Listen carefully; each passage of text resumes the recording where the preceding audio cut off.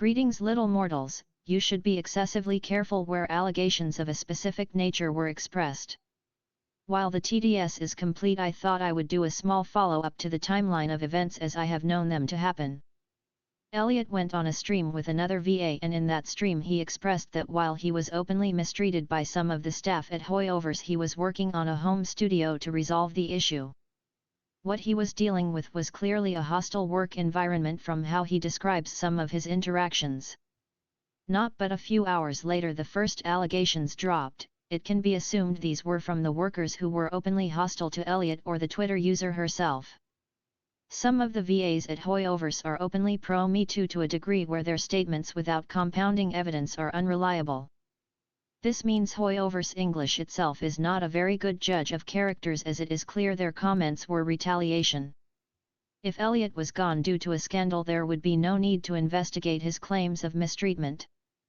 Another thing to note is the open use of deepfakes in the Google Doc itself, as one or multiple stories were linked back to a possible deepfake generator being used. This Twitter user is a clout-chasing moron, as the Google Doc itself has quite the history of false allegations, though it is against a different VA. When tracked back to the source on the claims, many inconsistencies were found with both the claims from his former co-workers and claims of the Twitter user. Time constraints, schedule inconsistencies, and events where Elliot could not be present at the time mentioned.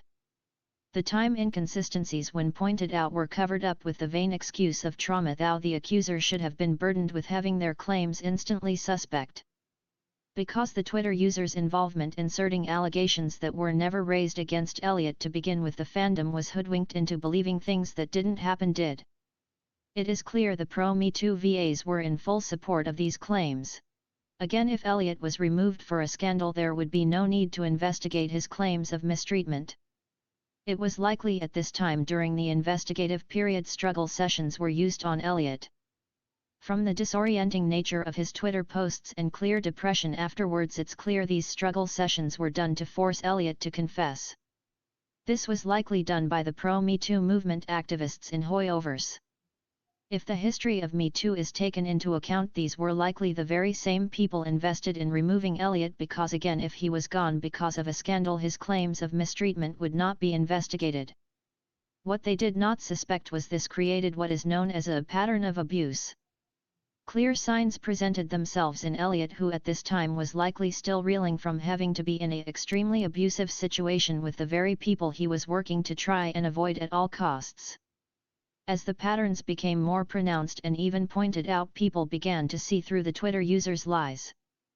And now the cause and motive behind their attack is being exposed. Their stories are still suffering from inconsistencies and time constraints. This raised a question not likely to be answered: how extensive was the mistreatment Elliot was suffering from before the allegations? It seems like Hoyovers China has a big problem on its hands where its English branch is concerned. This is not the first time they caused a franchise-risking scandal.